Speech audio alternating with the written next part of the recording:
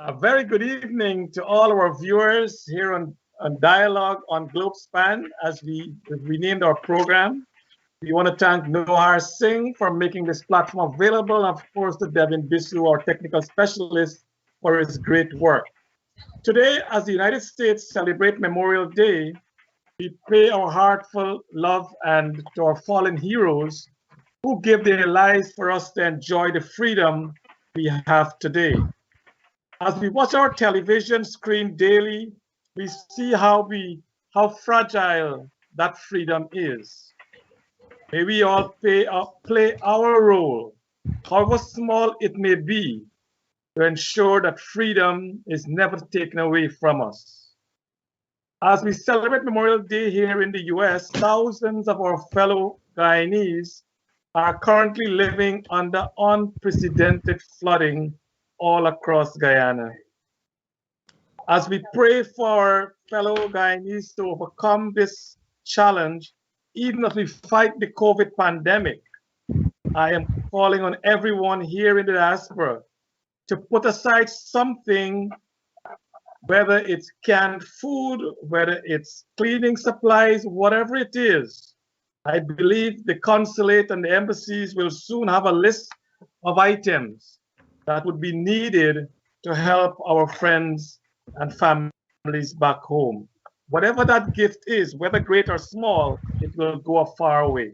So my appeal to all my fellow Guyanese in the diaspora, please remember our brothers and sisters back home. Tonight on our program on Globespan, we have two prominent Guyanese, one of whom has already indicated his candidacy, have declared his candidacy for the leadership of the People's National Congress. The other one might do it tonight. We are not sure. When Congress is held sometime in the near future. We were expected to have Dr. Van West Charles with us tonight, but unfortunately, he could not be here because of the passing of his daughter. To Dr. Charles and to his family, we offer our sincere condolences to you. No parent wants to bury their child. This is so unfortunate. So Dr. Charles, our thoughts and prayers are with you. So tonight, gentlemen, ladies and gentlemen, our viewing audience, we have with us the former General Secretary of the People's National Congress, Mr. Aubrey Norton, and former Regional Chairman of Region 10, Mr. Sharma Solomon. And I believe both of these gentlemen were also members of Parliament for the People's National Congress.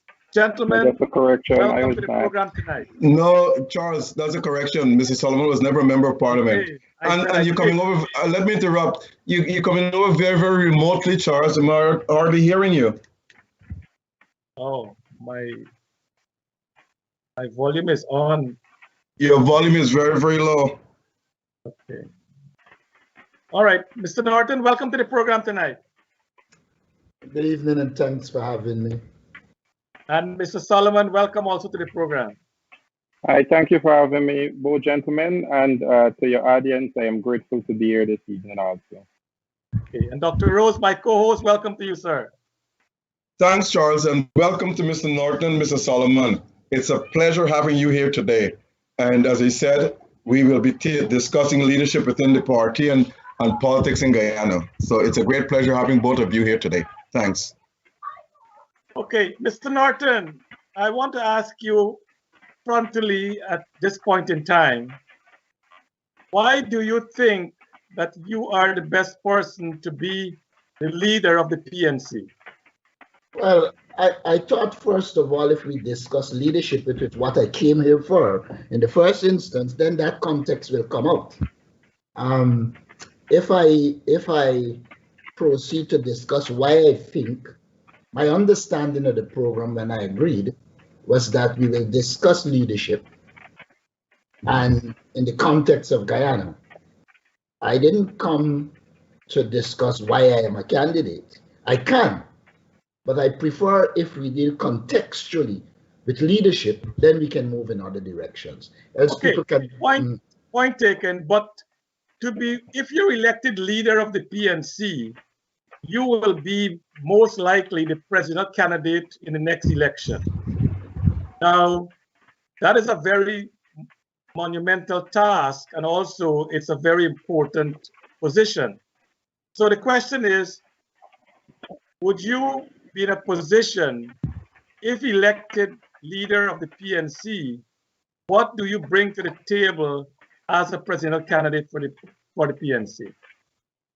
All right, I think you've gone a little far till to presidential candidate. The first thing I know of is that I have made it clear that I will run for the leadership of the People's National Congress. The first thing I want to say is that one has to understand leadership. Leadership, in my opinion, is contextual. If one looks at Guyana, one will have to see leadership as the ability, with a clear vision and plan, to lead. And in the process of leading, ensuring that all Guyanese believe they are part and parcel of the society and they have a role to play in the society. It does appear to me that in a multi-ethnic, multicultural society, leadership has to be beamed at bringing people together and ensuring people feel they are part and parcel of the society. They must feel that they have a stake in the national cake. Having said that, I believe there are certain qualities that go with a leader that should be advocated. First, a leader should have a clear vision as to where he or she wants to take a society. Secondly, they must be able to create the environment conducive to realizing that vision. There must be a plan for that vision. And then you have to have a team that buys into the vision, and that team is willing to work with you to realize your vision, your plan. So I want to first of all shift the focus away from the individual Aubrey Norton. Success of any organization, political party, is heavily dependent on teamwork. And while a leader might be one, he or she should be a leader, one among equals. And so the people that you lead are treated as though they are part and parcel of a leadership team, rather than the old approach of maximum leader, which tends sometimes to kill initiatives, etc. So for me, leadership is a clear vision of where you want the society to go, creating the environment conducive to it, a plan to get you there, and a team. Now, having your vision, your plan, your team, you then need to mobilize the resources that are needed to achieve your objectives. In this case, both to human and other resources, your team and other persons that will be part and parcel of your movement to take the society forward. So to me, a lot of preparatory work has to be done to build that team and to get your visions and your plan out so that people understand them and they buy into it and they become willing to operate to help you to achieve the objectives. I would say that is the first hurdle I need to cross. Okay, Mr. Norton, well said. And I think what you have outlined there, I think that will take us the entire evening as we get into those specific areas that you spoke about. Mr. Solomon, to you, what would you want to see in the new leader of the PNC? What qualities are you looking to be in that person who will be the next leader of the PNC? Hi, again, good evening. Thanks for having me. Let me extend to Mr. Norton a pleasant good evening, and to yourself, but also to the guest that we should have been having this evening, Dr. Van West. Let me also extend to my sincerest condolences on the passing of his daughter. And as we're on that, I know a dear friend of mine passed away this afternoon, Mr. Mondell Smith, who is a dear friend to the media fraternity. Let me also to his family and friends, my thoughts and prayers are with them too. And in light of so much suffering that is happening across our society, my thoughts and prayers with all those people who are suffering, from the floods to COVID and everything. But this is an assumption in your question that there is going to be a new leader for the party. I think in that assumption, there is, what do you expect? I think in general, there should be an expectation of the question rather than an assumption of who that leader will be. And the expectation is what you would like to see is what got us post 2015. I think at the level of both the party and nationally, the sort of leadership that went about what is designed by our constitution at the level of the party and at the level of the national constitution, which provides for a type of consultative, inclusionary, and participatory democracy, which gives people the opportunity, for us at those levels of groups, whether it is the level of the party or community, where we can see people working to fix those issues that bring people together at those small level, grassroots level.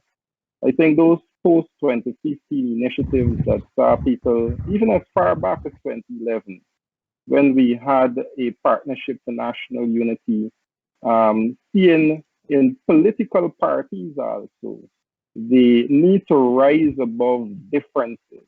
And that's where some of the things for leadership, where you embrace even political parties to expand, to deal with challenges of transgression.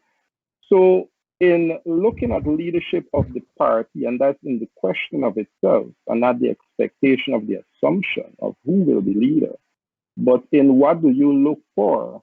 I think you look for that type of environment that you had, which brought everyone to the table from the level of grassroots.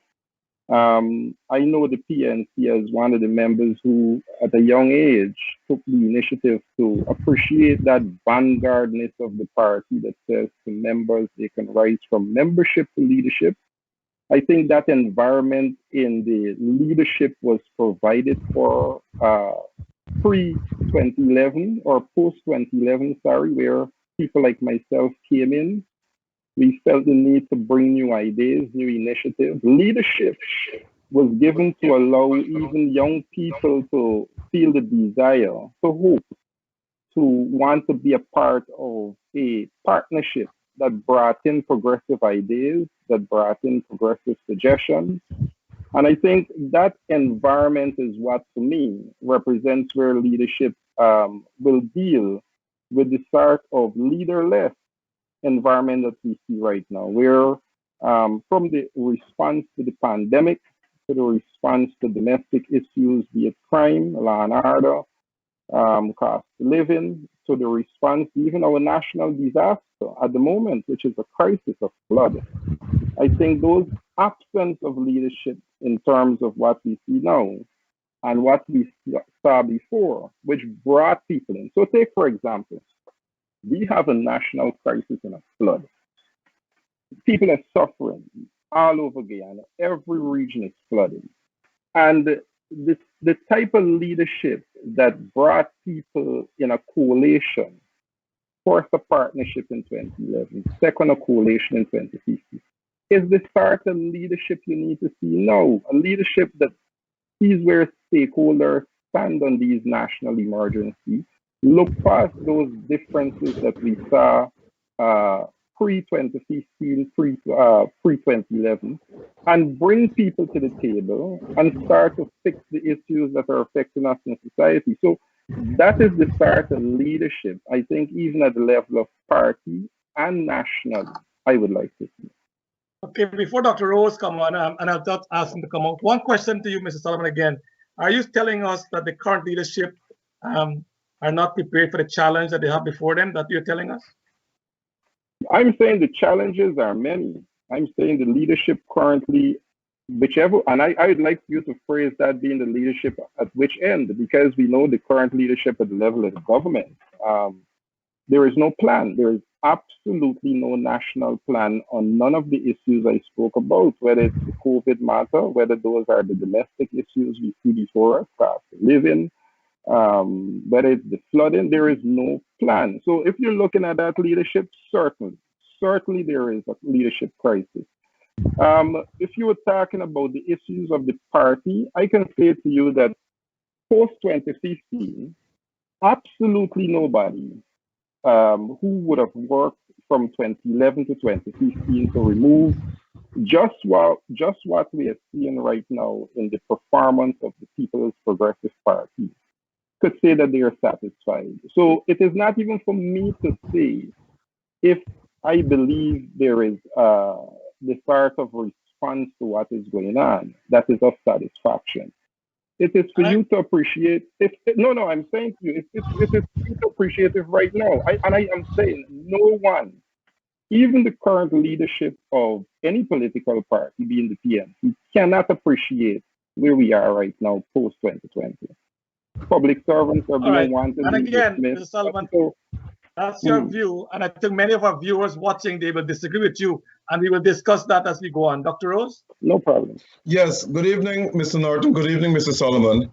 Good evening. On the topic of leadership, especially you, Mr. Norton, you've came through, I think, the latter years of Forrest Burnham leadership, Desmond Hoyt, and now the former President Granger. What type of leadership do you envision this party to have to take it more so deeper into the 21st century, to unite the people behind the party and in step to at least win the next election? Well, there are a number of issues that will emerge here. First, you have to have leadership that recognizes governments will change. And since governments will change, we cannot continue to change everything once a new government comes. And so I think one of the first tasks of a new government will be to find ways and means of finding some consensus on critical issues so that when the government changes, there was some amount of buy-in, and therefore there will be a continuum because there is need for it. I mean, you just have to look at the attempt to deal with the road to link East Bank, Sioux Lake area to Georgetown and the intermediary roads. That should have been a comprehensive plan in which the key political parties buy in, solve it, so that by the time it is implemented, it has a kind of a consensual support. And therefore, it will mitigate some of the problems we have. That's the first one.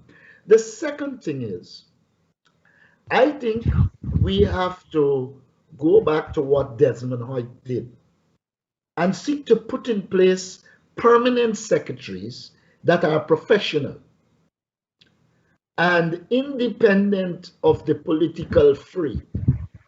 What that allows, again, is for continuity, and it allows for a level of professionalism that will result in the proper implementation of government programs.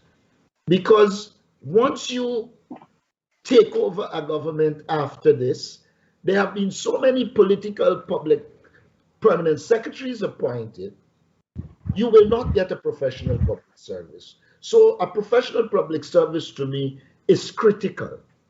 Then you have to find mechanisms to promote national unity, starting at the grassroots, because you're not going to build a society with the kind of divisions we have. And I want to say this, it has to be based on equity, because there are different levels of people in the society that need different levels of intervention. And unless you have a system that is based on equity, we will run into problems. I mean, you just have to look at the procurement system. If it continues to go to the people with the best bid, the highest, best, more money, then you exclude a large percentage of the population that percentage that needs to share in the national wealth. So we have to find mechanisms to ensure our people can have a share in this national wealth. We cannot have a situation, I mean, Lyndon right now is crying out that 90% of the contracts are going to people outside of Region 10, as if the people in Region 10 don't matter. Now, that to me cannot be accepted. One has to have mechanisms in place for regions, etc., to benefit and people in those regions to benefit.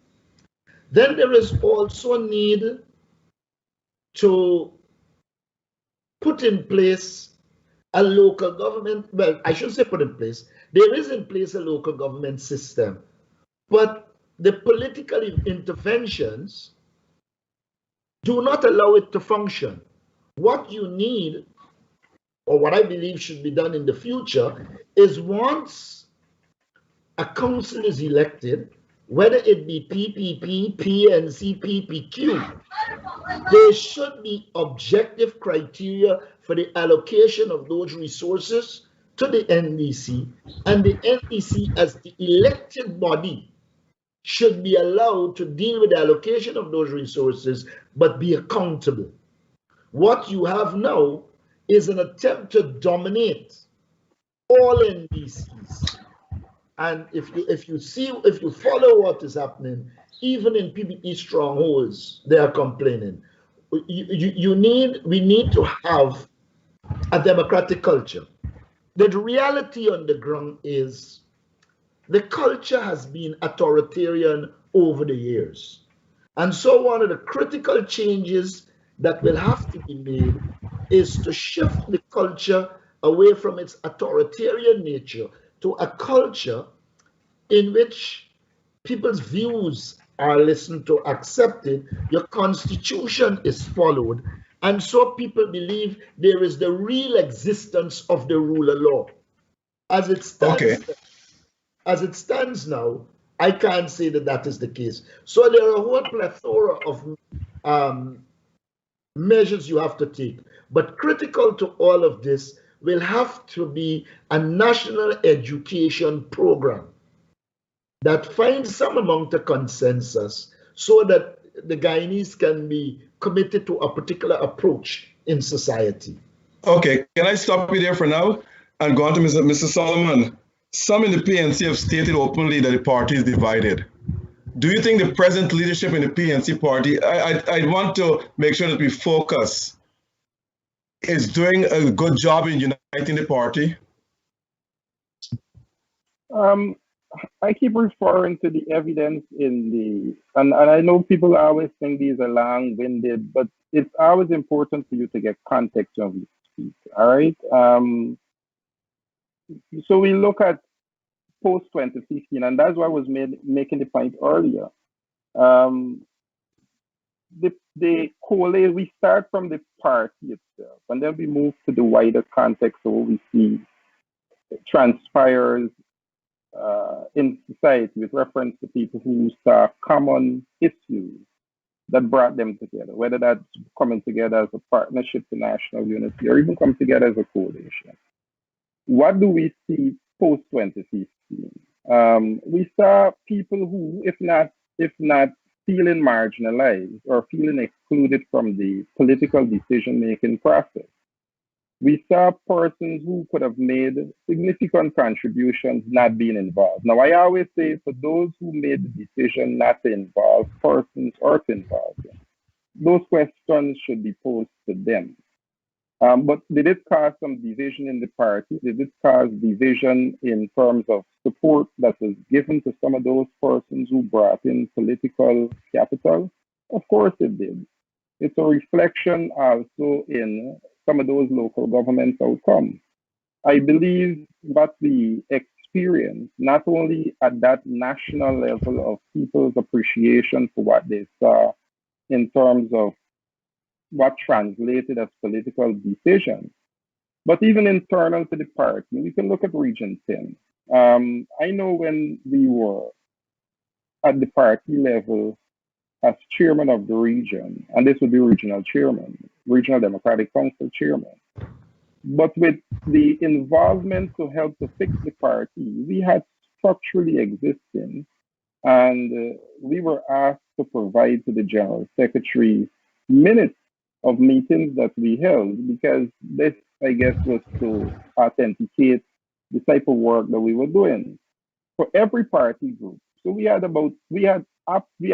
13 party groups. The party at the time, I know, took 120 delegates to the 2014 Congress, which represented the start of structure and organizing that brought in membership. At 2006, we had a party membership of just about 300 members registered and active. So not just on paper, but active. And in 2014, that was moved to 1,500 members that brought you over 120 delegates. Now, context, you're asking, where have all those persons gone? I think even at the point of, as we prepare for a new Congress 2021, hopefully, you will see that sort of structuring, if not non-existent. It is a challenge to rebuild at the moment so as to be effective come a next Congress. And I think that answers your question in terms of the party itself. And that is in one context. Now, I can put this, I know your co-moderator said these are matters for debate.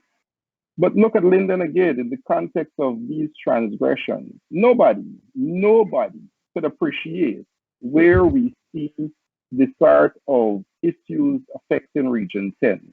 Take, for example, the dismissal of ICT workers, dismissal of Charles Rose's school being shut down, the St. John's Ambulance Brigade. And we can go on. This is Lyndon. This is Lyndon, including those public servants who've been wantonly sent home. Now, a strong party base, not only for the purpose of protesting, that is a constitutional right, but not only for that purpose, but a strong party base would have been able to effectively and efficiently push back against those transgressions in a community such as Lyndon. In the absence or the difficulty as to where the party finds itself now, those structures at the level of the grassroots is difficult to mobilize, to organize against those transgressions. And mind you, those transgressions are not dissimilar to those that we saw even at the point of the 2011, 2012 sort of situation, where the government had little to no respect for rights of citizens. You had this sort of environment again where people felt very marginalized. So if now you have these conditions and they are ripe in terms of people suffering, but yet still the effectiveness to push back to the point where the government realizes that people are very much suffering, starts with that party and starts with that party organization. So the question you asked about if there is division, I think if there was selectiveness in terms of how we approach things in the past, we would have seen that sort of pushback against the transgressions we see right now. Thanks. Mr. Norton, do you think there's a division within the party? And what do you think the present leadership is working to heal that division? I ask anybody to show me a political party without division. If they can show me one, then I will say, great. All political parties have division. The PPP has division. They might have a hammerman. No, but I'm asking about concisely to the PNC though. You allow me because I don't want to extend it to a large, long conversation. I just want to be brief. You want me to answer the question, or you want to determine how I answer? Yeah, but I'm asking specifically to the PNC. I am saying to you, all political parties have decision. Point taken. Isn't the PNC a political party? Yes, it is. All have divisions. The question is not division. is whether those divisions are irreconcilable. It is whether leadership can deal with those, overcome the problems, and make the PNC into the fighting force it has always been and will continue to be. Now, I'm saying to you, and I disagree slightly with Sharma on the Linden issue, because I believe that Linden is and will be mobilized against the transgressor. I don't want to go further than that, but I want to say to you, all political parties have interests, and people in them have interests, and once there are different interests, there will be differences. The question is, how does a political party deal with those differences? I believe that there are no irreconcilable differences in the People's National Congress reform. And with skillful leadership, all and sundry will work together to achieve the objectives of the People's National Congress reform. That is not to say there is not division. Okay, great. Now, do any one of you or the leadership in the PNC believe in national government, a national unity government, meaning that a government between the PEP and the PNC, or the PEPC and the PNCR, which will entail a rotation of the presidency or the party that wins the most votes? Could I stop you? You cannot talk about a national government and then proceed to say how it should operate, rotate this, rotate that. The concept of a national government can mean different things to different people. Mr. Norton, I'm giving you a model. I'm giving you a model here. Okay. So, because you say I can't say about it, I'm giving you a model here. Do you believe, which will entail a rotation of the presidency, or the party that wins the most votes will get the presidency and the other gets the prime minister position? Those are the two models I'm talking about. So we can always talk about national government and set out the models for them. So I do not believe in models. And let me tell you why. You could set out whatever model you want. Unless people buy into it and believe in it, your models would fail. The solution to Guyana problems, I believe, is necessitates some form of consultational democracy. But I don't necessarily believe it is rotating the president and prime minister. Let's assume you're doing that. Are you doing it with the present constitution?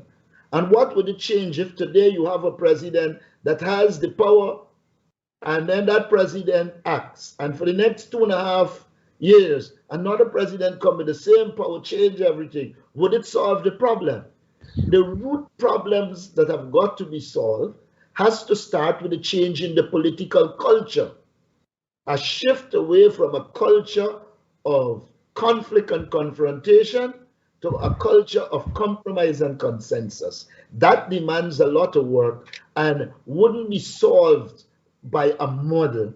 It will have to be dealt with by a plethora of activities, learning from them and rehashing as you go along. I am not convinced that talking about rotating president and rotating prime minister would solve the problem. And then you also have the issue of the most powerful ministries. Who appoint the ministers? Are they going to be rotated, or only the president and the prime minister? These issues demand deep thought, clear conceptual framework, and mechanisms to revisit them to see whether they are working or not, and to come up with new initiatives. Got you. I do not believe Guyana will fit into a model. Mr. Solomon, what do you think? I think we have this space for an opportunity to work together. I think it has been something attempted for quite some time. But I see, coming off of what we have experienced with the minority government of the People's Progressive Party in 2011, I believe the space, Guyana, without a model, the maturity outside of some of those structures that help to bring about the cultural shift, would have demonstrated that they're prepared to also test the issue of one-party politics. and we saw even the emergence of a coalition government. So the structure of a government of national unity, I think that also fits into how people see the effectiveness of something like a coalition government as a structure, rather than the structure of a consocial situation where we try to fit ideas of each of the minority groups within that perspective. Um, However, I believe that the desire for the Guyanese society, there is an appetite for people wanting to work together. I believe, however, the concept or the model that you speak about in terms of rotation, as Mr. Narton said, that it should not be predestined, but I think we have the scope. So let's put local government, for example. If those structures are allowed to work and people can see the flourishing of local democracy at the grassroots level, be able to, in a sincere way, identify their local leadership, the political parties on every level, give the sort of space, sincere space and room for local democracy to function. I believe from that point, you can also see the emergence of a new perspective, or different, if not new perspective, with relation to how do we see the structuring of government at the level of grassroots. So, indeed, Guyana is a polarized society. I know there is a desire to see people work together, but I also believe that based on a whole lot of deeper issues, whether demographics shift, things like that, I believe that we can rise to the point of moving beyond one party politics. Okay, Charles. Gentlemen, we want to continue this discussion. It's been going great. There's a lot of questions. I want to ask you, both of you gentlemen, if you can concise your answers a little more so we can have more questions asked of you. But we'll go to a short break, and when we come back, we will continue this discussion. To our viewers out there, we'll be back in a minute. You now have all your groceries delivered to your home. AllFromOneSupplier.com has all your grocery needs, plus all of your West Indian items. Purchase all your groceries and all your West Indian items from one place and get free delivery to your homes and free shipping. AllFromOneSupplier.com has free deliveries locally in New York and free shipping to all U.S. states. Our shoppers choose the best items packaged nicely and delivered to your home. We have all your grocery needs and all your West Indian items, a one-stop shop. So place all your orders on allfromonesupplier.com or call 718-551-3292. That's online at allfromonesupplier.com or call 718-551-3292. Get all your groceries and all your West Indian items from allfromonesupplier.com with free deliveries and free shipping to all U.S. states. Travelspan is pleased to announce Curry Duck Curry Punta Cana 2021. Yep, it's Travelspan Curry Duck Curry with an inclusive vacation, 2-in-1 on August 12th to August 16th. Special performances by Terry Godraj, Sexy Marissa, the Tassamen, and the DJs are all going to Punta Cana on August 12th to August 16th. It's fun, games, party, and curry duck curry at VIK All-Inclusive Resort. All you can eat and all you can drink. Travelspan has flights from JFK, Newark, Miami, Fort Lauderdale, Orlando, and Houston directly to Punta Cana. It's Travelspan Curry Duck Curry, and an all-inclusive vacation. It's 2-in-1 on August 12th to August 16th in Punta Cana, Dominican Republic. All-inclusive packages include air, hotel, transfers, all meals and drinks from $9.99 persons. Travelspan Curry Duck Curry is sponsored by allfromonesupplier.com. Dave West Indian. Call Travelspan at 212-243-0865.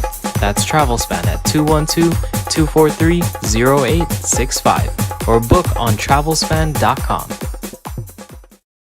Folks, the Nest Restaurant is the place to dine for Guyanese and Caribbean dishes. It is the best restaurant in Queens. The staff is courteous, and Dave, the owner, is always there to welcome you.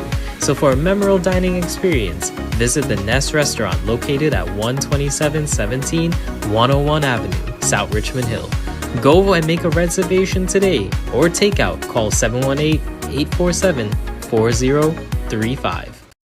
For all your plumbing, heating, and cooling needs, call Zim Mechanical Inc. at 347-456-8885. Zim Mechanical Inc. installs boilers, hot water heaters, and cooling systems. Located at 9732 Waltham Street, Jamaica, Queens, Zim Mechanical Inc. also repairs and troubleshoots your gas, heating, and cooling systems. For quotes on prices and repairs, call 347-456-8885. Welcome back to our viewers. As we have with us the two outstanding gentlemen from the People's National Congress, Mr. Aubrey Norton, the former General Secretary and Member of Parliament, and Mr. Sharma Solomon, the former Regional Chairman for Region 10. Gentlemen, Mr. Norton, you mentioned a leader should have a clear vision. I want to ask you this question. When President Obama became President of the United States, he went around, well, of course, in the Middle East and so on, and apologized for some of the shortcomings of the United States, if that's the right term to use. If you become the leader of the PNC, is there anything that you would apologize about to the Guyanese people of the past policies of the PNC? When that time comes, I will deal with that. We live in a society that is charged. If I say to you that I will apologize for this or for that, tomorrow morning it will become a tool against the PNC. I am prepared to discuss those issues at the time when I think the society is propitiously disposed to take those issues objectively and not transform them into political tools. And so in my opinion, it will be a tactical and strategic error on my part to say at this stage, this is what is an error. Okay. All political parties make errors, and there are errors that I know made that have got to be dealt with. But I am not politically naive to discuss them on a program like this. And tomorrow morning, the People's Progressive Party using them for political ends. So I want to say to you very respectfully, I understand the question, and I will answer it at the appropriate time once I become the leader of the party. Okay, so just to recap what you just said there, you're saying that there are apologies that will be made that the PNC would have done over the years to Guyana. Is that the right statement or no? If you choose the language I use, I said all political parties made mistakes. The PNC is no different.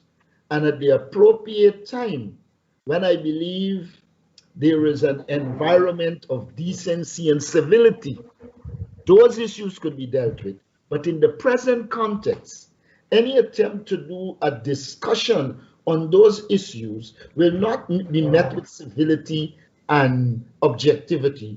It will be met with a PPP PR machinery that is going to seek to use it against the People's National Congress. I will not tactically or strategically place myself in that position. So for me, it's a good question, wrong time. Let us assume that there are areas that the party need to apologize for. You were in the party from the days of Forbes Burnham, if I'm correct. You have been there for many, many years. Have you, in your role as leader of the party, tried to steer the party away from anything that they did that hopefully if you become the leader, you will want to tell the Guyanese people that you are sorry for what the PNC did to Guyana? That's the same question, different. I've already answered. No. What is anything you have done to steer the party away from any of those things that might have happened that you think they need to come up with? Charles, I have been in politics since 1970. I know a leading question. I will answer questions, but I am not naive to answer a leading question and provide ammunition for it to be used against the political party which I born and grew up in. Okay, Mr. Solomon, you're not you have not declared your candidacy for the party. You said you're not even a member of the PNC. I'm not sure if that is so. But is there anything that the PNC need to apologize to the people of Guyana for? I think I will pick up from the point of all parties have in their existence served and have done things that they believe is in the best interest. I think even the PUP is trying to justify things that we see at the moment. But I think what you are asking is something that needs a deeper reflection in relation to parties sitting down and to honestly discuss where those issues were. And I think when you take that into context, you take the time, you take the moment, you take those events into consideration. Does the People's National Congress have anything to apologize for? Those issues will emerge. Those issues, whether they occurred at the beginning of the party's history, you take them into consideration. What was the political atmosphere at the time? What was the political ideology of the country at the time? What was the international situation at the time? Whether those dealt with Cold War issues, how those issues transcend as it relates to our position as Guyanese and as a society in relation to our alignment with the rest of the world. I think those are conversations that are deeper than just the question that you're asking. Okay. I just want to get this one in because as we know, as we speak today, most of Guyana is, as you mentioned, is flooded. Both of you know that, and all of us, the world knows that. And I know, Mr. Solomon, you have mentioned that the PP do not have a plan to address it. When you look at what happened last night, there's a video going around in social media where the president went to the outfall, I think was right in Georgetown, and the pump was supposed to be on and it's not on. The one on the East Coast, I believe, was also supposed to be working. It's not working. Is this how we expect people to work together when it appears as though, whether perception or not, there's a sabotage in the current administration that the flood is happening, but the pumps are not working? And I know you're saying that. No, hold on, Mr. Norton. Let me address it. I hear you. You'll answer, Mr. Norton. I understand what's going on, but and if you could, Mr. Charles. So I see where the question is leading about this. Let me say what the point I was making earlier about no plan. Absolutely no plan. That is not a plan. If it takes the president of this country to come out of his bed just to see if a pump attendant work, it means that president have not sat down with the stakeholders, be it mayor and city council, be it the NDNIA, be it even the opposition. This is a crisis. This is almost every region in this country is being invaded. Call them soldiers from another nation, but we call it invasion of water. This deserves a national plan.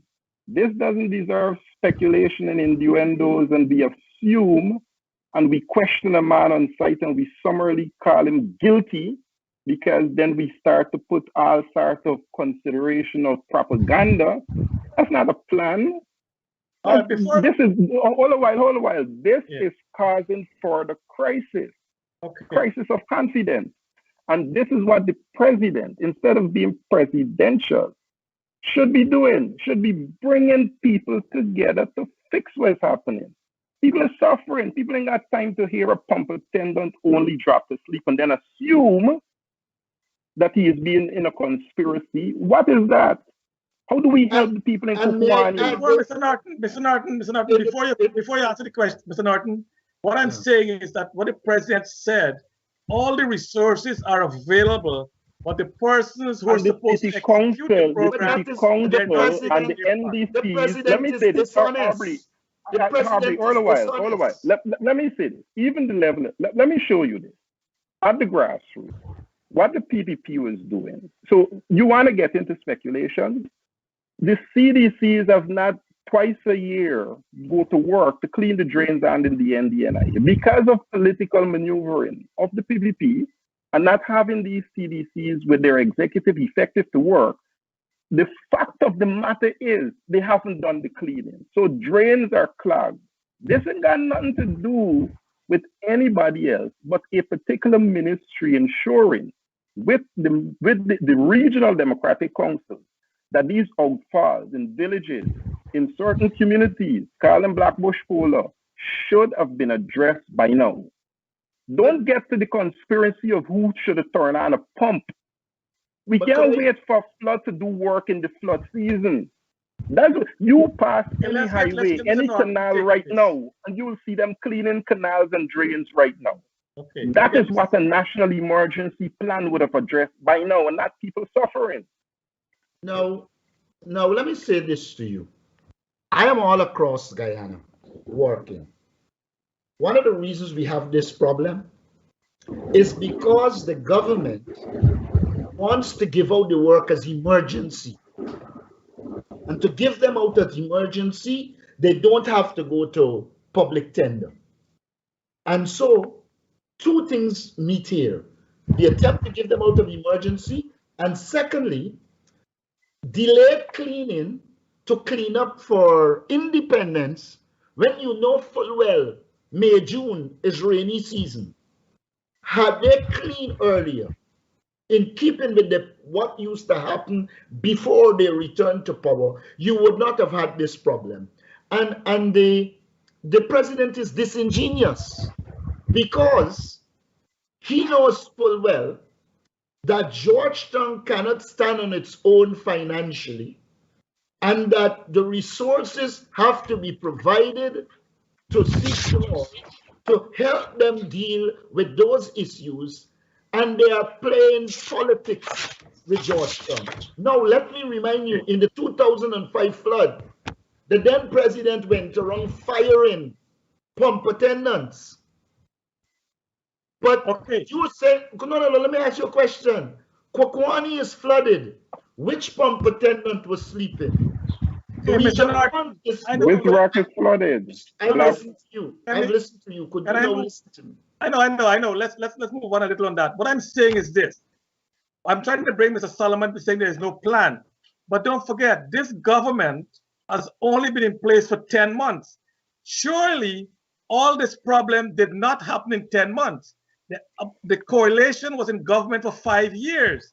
The question is, what did they put in place to mitigate this problem, knowing Let me answer that in 5 years. So in 5 years, you did not have the level of flooding because in a structured way, they were cleaning. Whether you like it or not, this government claimed that they were coming to power with a plan. So it didn't care if it was 8 months or 10 months. They said they had a plan for COVID. They had a plan for infrastructure. That's what White addressed, Avery. That's exactly what White addressed.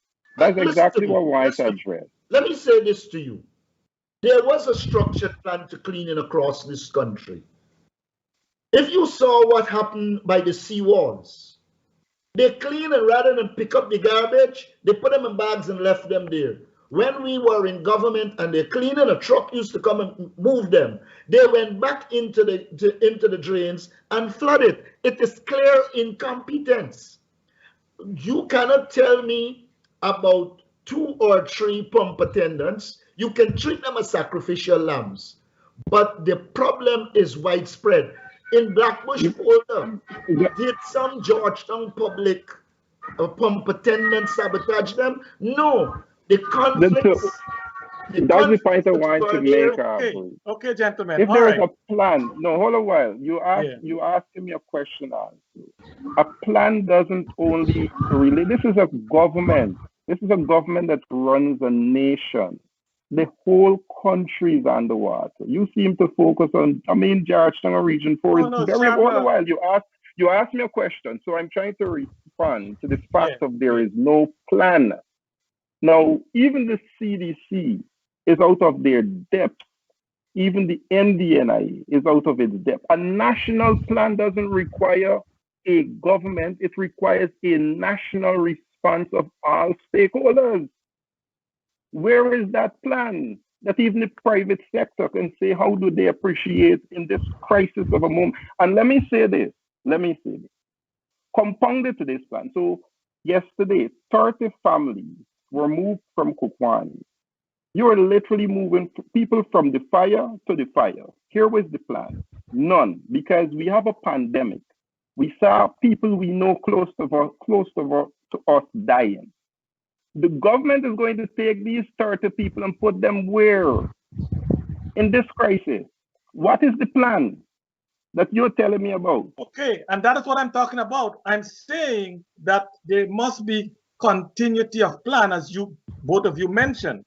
And if there was one in the coalition that the current government could have used, I'm sure they've used it. Hold on. You cannot say that. Hold a while. Mr. Solomon, you're saying that when the let him finish. Let him finish and then we rip it. Can you hold on 1 second? What I'm saying is that then we rip it to pieces. The entire country at this point in time is under flood. There is no area spared of flood at this time. So no matter what plan a country might have, when it's unprecedented like this, it is almost impossible to get every area corrected at the same time. What I think the president is saying is that, and as both of you alluded to, that the regional councils, the local democratic organs, the NDIA, they all have a plan in this, a stake in this plan.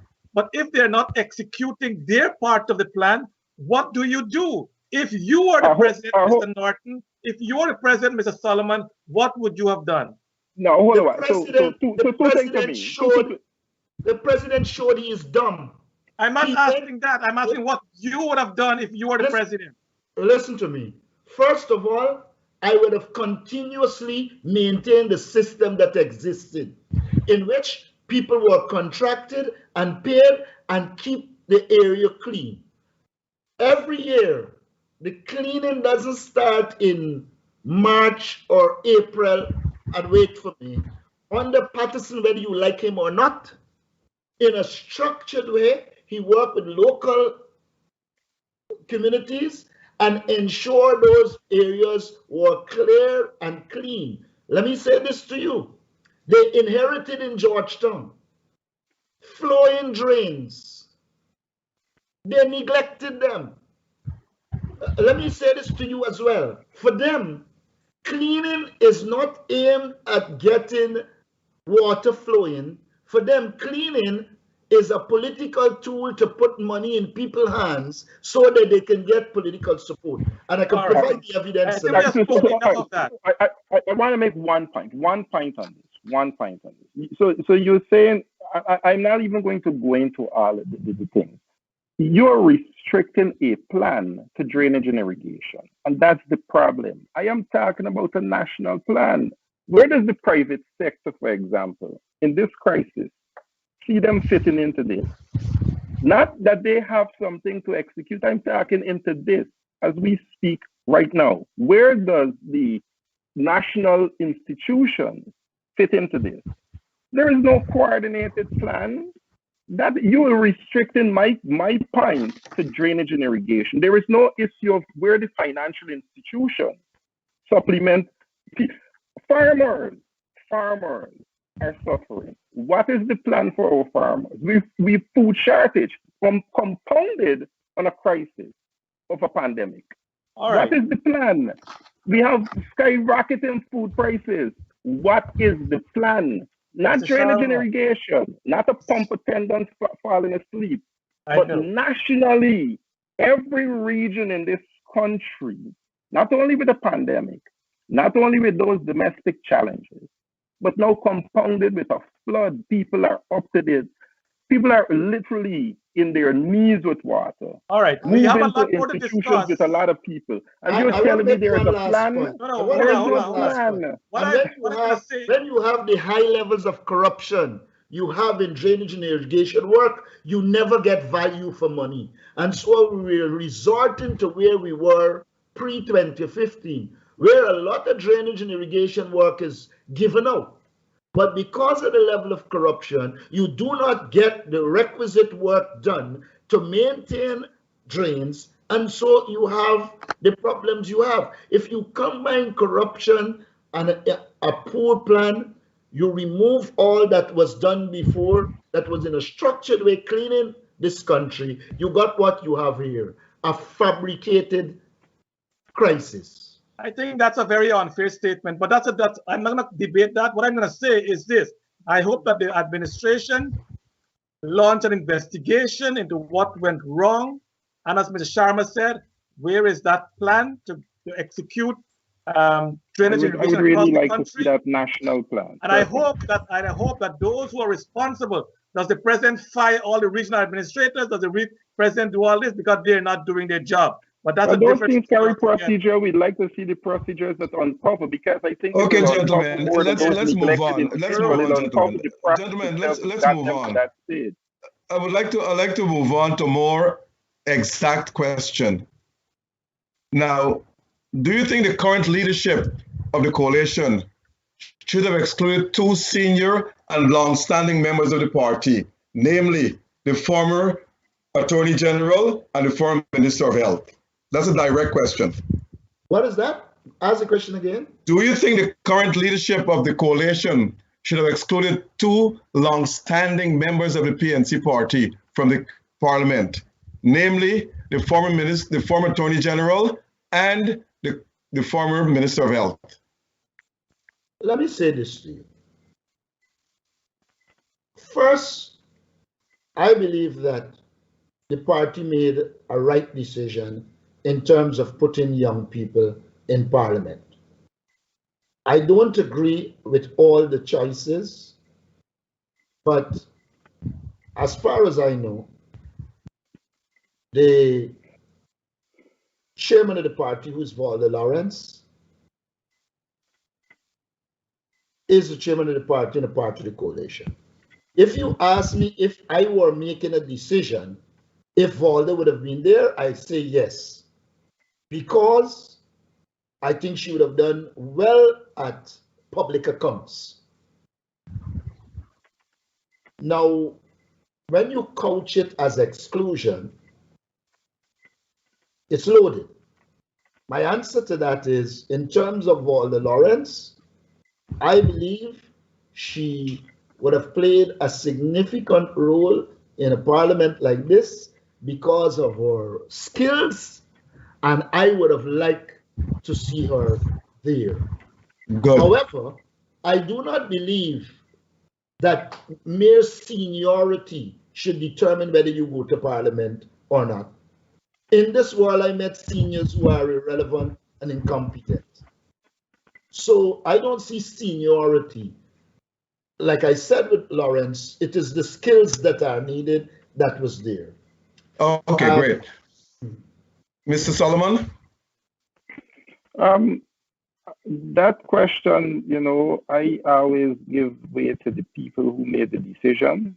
If it was my personal preference, I think hindsight is 2020. We see the sort of environment in which the opposition is operating at the moment. It requires the best representation that you can have. I even want to take that further, that outside of what both you and I would want to assume would have been the best representation in terms of individuals, we see that there is absolutely no respect for the institutions that would have accommodated those individuals. So I think outside of the parliament, there is room for everyone to have work to do, especially when we see the sort of treatment not only in parliament, but nationally in terms of our politics. So that should not take away from the effectiveness of someone's politics if they are interested in bringing about change in this society. So that would be my answer. But for those who made the decision for the exclusion, I think that would be best directed to them. Okay. Now, many members in the party and some in the AFC and the WPA have accused Kaiser News columnist Freddie Kissoon as being against the coalition and Afro-Guyanese. Others have stated that he is a pro-PPP because he has been exposing wrongdoings in the PNC and also in the PEP. Now, what are your comments? For me, I wouldn't elevate Freddie to that level. So I wouldn't comment. Okay, Mr. Solomon? Well, I would be quite honest. I was once an avid reader of Freddie Kissoon. I can't say the last day I've read anything about his column, owing to maybe a lack of interest in the content of some of the things with reference to issues covered. I believe that there was a time when we saw a more unbiased Freddie Kissoon. So I think it was from that point, from the addressing of the issue of the president and his actual certification. I know Freddie Kissoon's content to be of more depth, and I find it not of depth the way it was. I would hope that he appreciate that his efforts are not unrecognized. But I can't comment further on anything of recent with reference to Freddie Kissoon's writing. So I wouldn't challenge whether it is because of any new style of writing. I just know that there was depth before in terms of covering issues more sociological wise. Okay, this is a good question. Do you guys think in future, in all future elections, all parties, large and small, should release their statements of polls at least 24 hours after an election is held? Mr. Norton? What is the purpose of releasing your statement to polls? To show whether you win or you lose. That's the purpose. To let your supporters know that you've won the election or you've lost the election. That is the purpose. Statement of polls. It's a public thing. It's based on all the polling places. It's not a private thing. But you're making the point right there. If it's and that is the thing. Then what is to work? It is the structure within GCOM and the parties involved, ensuring that public document that you speak about is available for public consumption. So even in less than 24 hours or 48 hours or however long it takes, in my constituency, I can feel satisfied because I know what the result is. And in many constituencies, in fact, all constituencies, like you're saying, with an effective election commission, the whole country should know the results in less than 24 hours. I want to say this. I was campaigning, I manage Region 3. And just after the elections, when we look at the statement poll, I asked for a recount. It was not granted on the grounds that I wasn't the counting agent, though I was the counting agent. Why would I release something that I'm not satisfied with? And I agree with Sharma. They were put out there. The question is whether the agents who had to deal with were satisfied. I was convinced that in many areas in Region 3, there was jiggery-pogery. And so we asked for a recount, and there was no recount. So to ask a question, if I think they should, it depends on the circumstance. But just to add to, we must remember in the result are so many things all the way up to a petition, including satisfaction of the results. So as was mentioned earlier by Aubrey about if parties are satisfied, there are provisions for that. So you have to appreciate whether parties see that public declaration by GCOM posted outside of polling places. If they appreciate to that point of even a petition of satisfaction.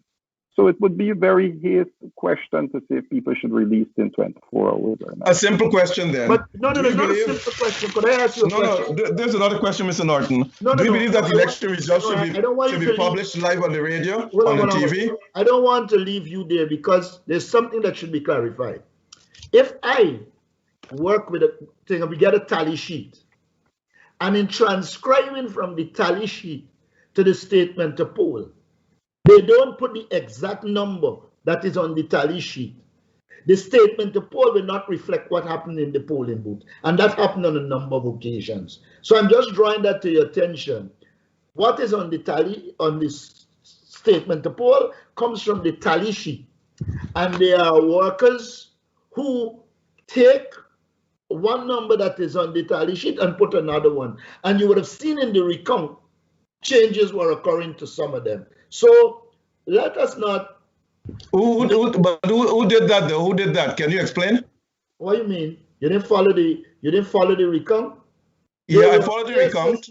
There were cases where the tally sheet had one thing and the statement to poll another thing, which meant one of them had to be wrong. So looking at the statement, I would agree with you if you say, having established that the tally sheet and the statement a poll are in consonance, then it's a better proposition. But mere statements a poll, no. Do you believe, both of you, that all parties must respect the will of the voters in every election, and that if there are claims of election irregularities by any party, it should be filed in an election petition as outlined in the Constitution? If I believe that? Yes. If it is applied across the board, fair and in keeping with law. You went to a recount in which you said it is legal, and it identified 4 phases. You did one, the international community said only the one, the others don't bother with it. Now you come back and say it's illegal. Now the point, it's legal. Now the point I am making to you is clear. There is not an even-handed approach to these matters. And hold a minute. No, but let me repeat that question. Let me repeat that question.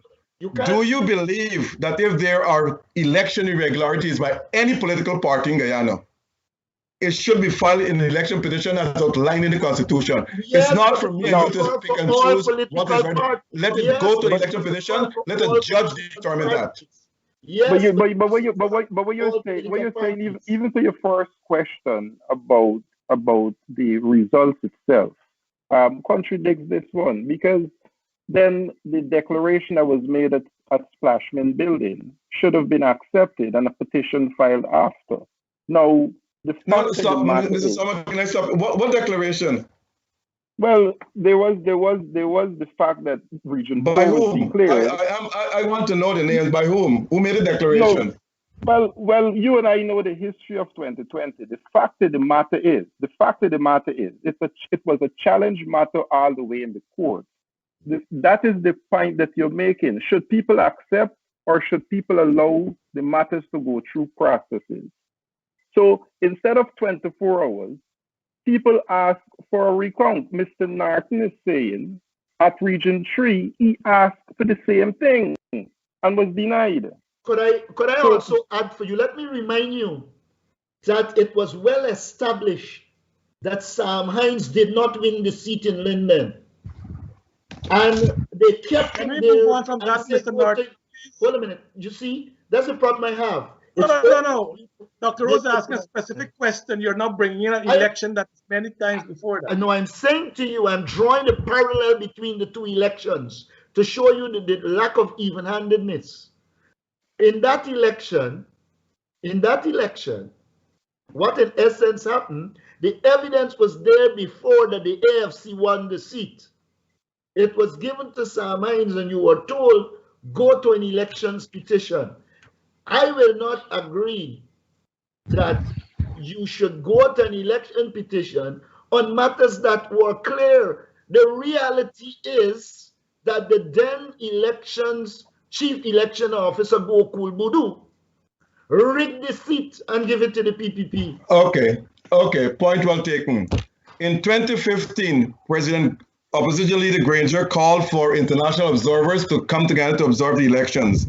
Do you believe that international observers should be present at all elections in Guyana as they are in most states, including all CARICOM states, Canada, and many European countries, and partially in the United States as well? Your statement is not true. There are 2 Caribbean countries that just did not invite anybody.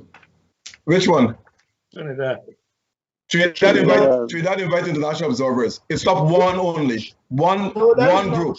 That is not true. Go back to anyway. No, but I had, okay, let's now go back to what Rina did. The question I asked, do you believe international observers should be in every country, including Guyana? If they live to the Commonwealth rules on observing, in this last election, there was a violation of every rule of an impartial observer. If observing is going to be in keeping with the international standards, yes. If it is going to be used to satisfy some geopolitical interest, no. But just to pick up on that, I think first and foremost, any matter of this state, and I think it's important to take this very position on it.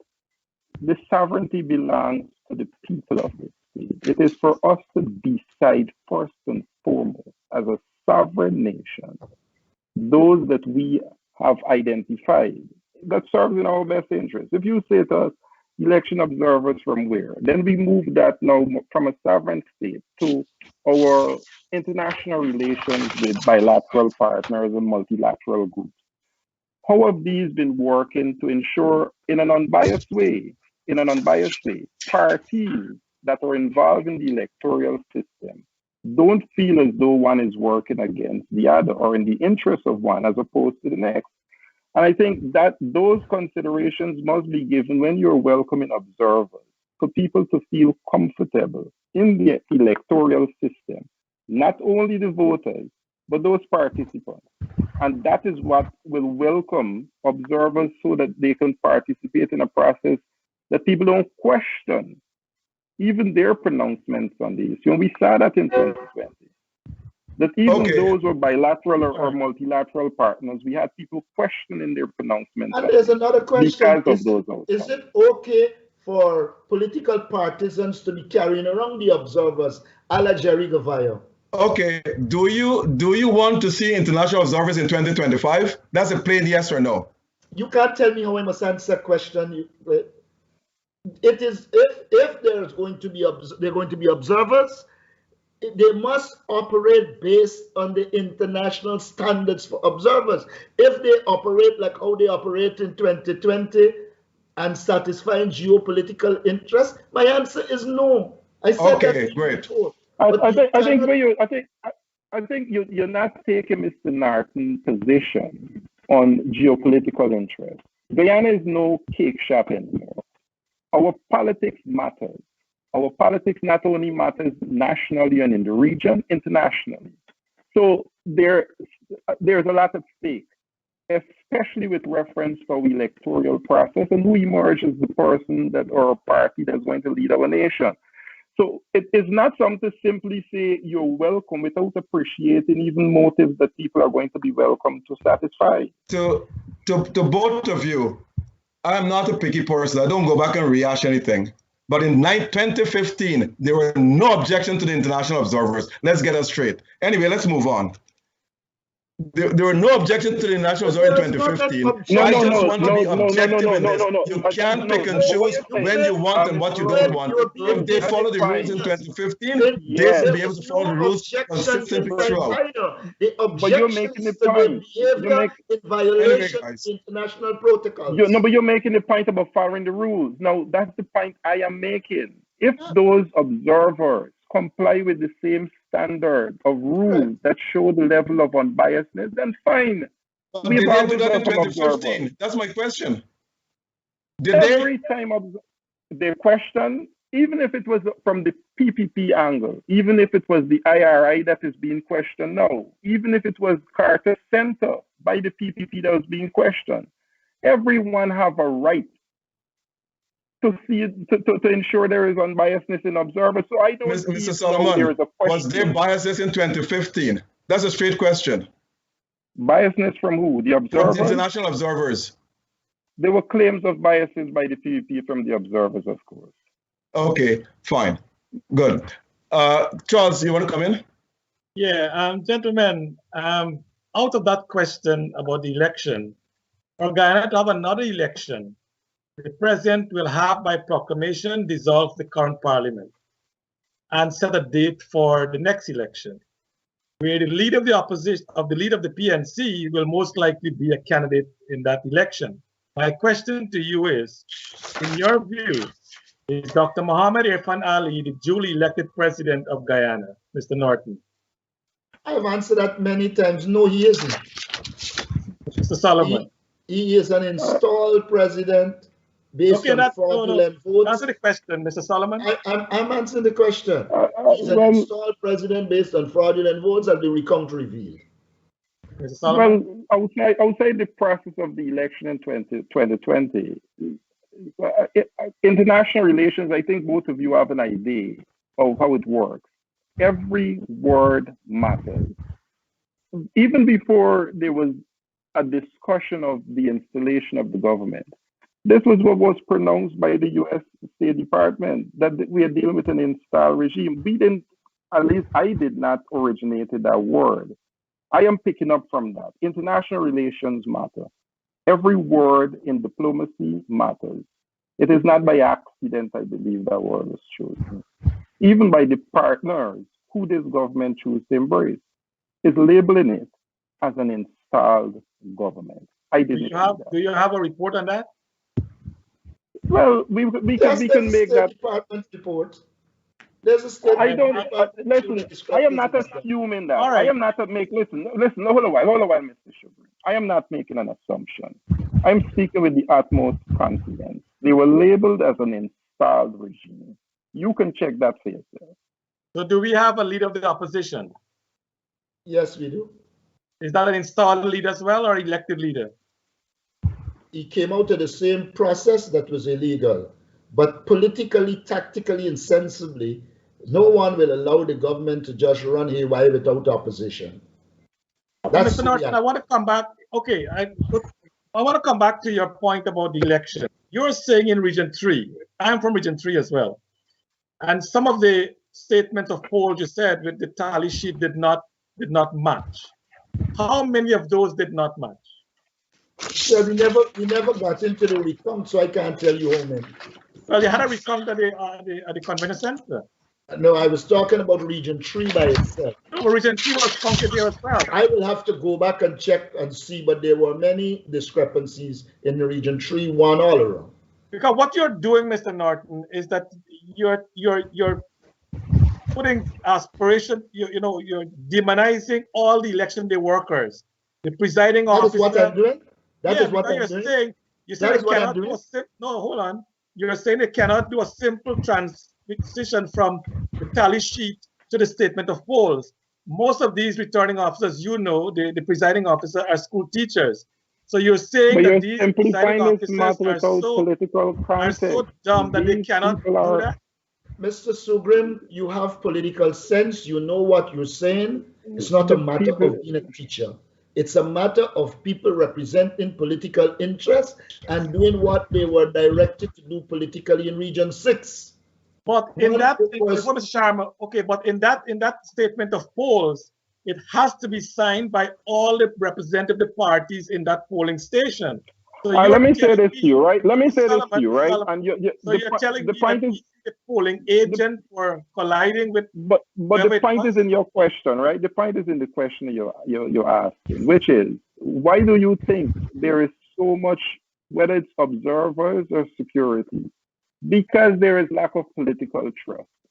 So I'm not going to take that it's such a simple task to begin with, that I should open up myself to trust to the process. And that is what we have. So you cannot be naive to believe that people shouldn't not only first pay attention to the issues, but why paying attention to the issue is important, because it is not as simple as a tally. It also carries with it the sort of political interests, as Mr. Martin says, that represent the sort of security mechanisms of watchfulness that we have to put behind it. So I have a quick question, Charles, if you don't mind. I have a quick question. Do you believe that the Caribbean Court of Justice should not be allowed to try cases related to elections in Guyana, as suggested by former President David Granger? And why do you think he does not want the CCJ to try to be involved in election cases, but in all other cases, both civil and criminal? All I would say to you is this. In my opinion, I support the CCJ as a final court of appeal. But as I understood the Constitution, they had no jurisdiction after the Court of Appeal rule, and they give themselves jurisdiction. And in that regard, I agree with David Granger. You cannot, our Constitution was clear that once the Court of Appeal ruled on this matter, it was that the CCJ, in my opinion, in violation of the Guyana Constitution, I repeat, in violation of the Guyana Constitution, give itself jurisdiction in a matter that the Constitution said that the Court of Appeal was the final court. Mr. Solomon? Why do you ask for an answer? But I think you give your answer, Mr. Norton. Mr. Solomon? Well, I would agree with Mr. Norton. I think just to make the point that, our Constitution is quite clear. Our Constitution should be sacrosanct with regards to how we as Guyanese see even our affiliation to these multinational, multilateral groups, whether they're CARICOM, whether it's the CCJ as aspect of CARICOM, and they must respect. I think that is the point. And as Guyanese, we should ensure that our Constitution is respected. So was it taken to court and taken to the process, through the process of the judiciary? I think at the level of the CCJ, our Constitution is clear as it relates to that particular issue. Would you say the same thing when the CCJ tried and rejected Barjagir's third term? It was a totally different issue. How so? The third term issue wasn't a case that was determined by the Court of Appeal. It had the right to appeal to the CCJ, and therefore they had jurisdiction. We're not saying no to the CCJ. The PNC supported and voted for Guyana to go to the CCJ. But what we object to is the Constitution stating clearly that the final court of appeal on this matter is the Court of Appeal, and the CCJ give itself jurisdiction. Okay, you make that point, but it's the good thing. The good thing is that we are not lawyers. We are not lawyers in jurisprudence. And the final question is this. That is the problem. You're not learning jurisprudence. You ask a legal question. Yeah, I asked a legal question, but you're saying they give themselves that jurisdiction. Anyway. Let me say this to you. I want to say this to you. A lot of colleagues, they say they don't want to come on this program because of the bias. If you are a moderator, you should moderate rather than showing clear your predilections. That's all I'd say. Mr. Norton, I think I'm doing a good job moderating. What advice would you give to the present leadership? Do you think that there should be a Congress this year in the PNC to elect new leaders? Look, the PNC has set up its internal processes to determine whether Congress will be held, and the outcome of that will be known. Okay, I am Mr. part Solomon? of that committee, and therefore it will be unprincipled of me to comment without the discussion. Okay, fair enough. Mr. Solomon? I see Mr. Norton speaking as a central executive member. I, as somebody who believes in structures of the party, could appreciate the fact that whether it's at the level of the party group, their desires for a Congress as it relates to the structures outlined in the Constitution that should have been in April.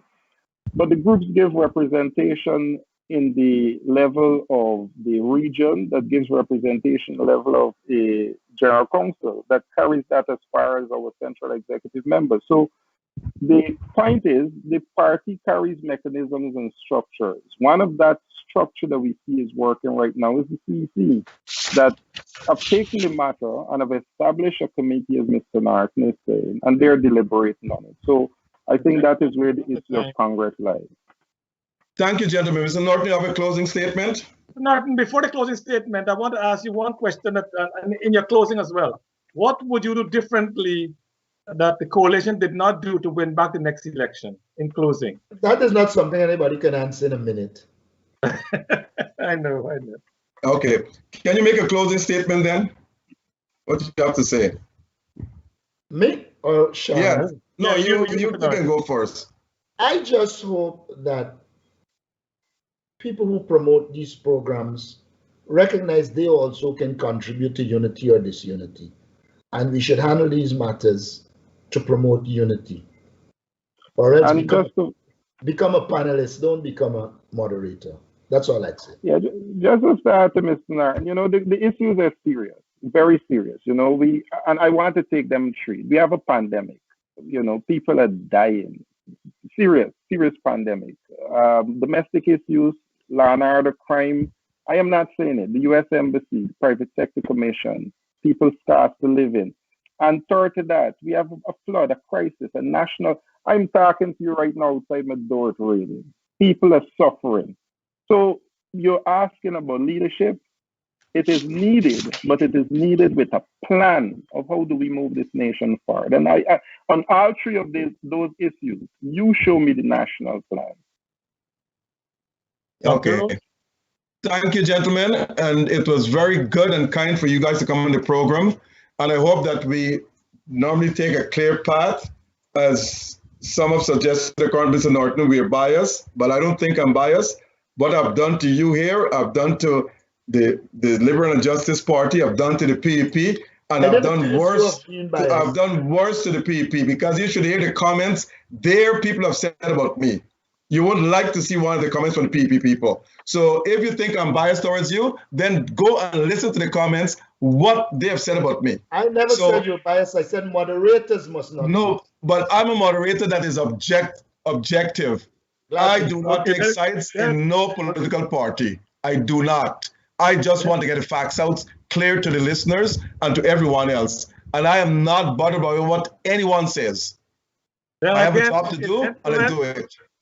Thank you, guys. I think it makes a good bantering. We can talk after the program. Just Mr. comment is based on me now, then, because Dr. Rose being moderator is not biased, then it might have been me. But gentlemen, we want to discuss Mr. Norton's opening statement of having a clear vision and an environment that is conducive to achieve that, and the plan to execute it, and of course the people are wrong, but unfortunately we're not able to get delved into it. But gentlemen, we want to thank you so much for your time. Please, Mr. Norton and Mr. Solomon, don't think that this program is there to demonize or attack anyone. We seek answers. Maybe the question might be pointed sometimes, but it's not intended to be attacking anyone. We want answers, and our audience out there will determine exactly what they interpret it to mean. So I want to thank you both for coming, and we look forward to see you again sometime in the future. To our audience, thank you so much. And to the people of Guyana, stay safe. Our prayers are with you. And I know the people in the diaspora, they will contribute significantly for any help that the government will put up that they need. The people in the diaspora will be prepared to take that challenge. So again, thank you so much. Yes, Dr. Rose? Thank you, guys. And I hope that you all had a good time. And as I said, we just try to make it as easy as possible and to encourage all our listeners to be the ones to rate everyone who comes in the program. We do not do the rating ourselves. They're the ones who do the rating. Appreciate Dr. Rose, appreciate Mr. Sugar. And I hope that you all enjoy the program as well. Solomon, Mr. Norton. I did. All right, all the best, and God bless Guyana, our beautiful country. Take care.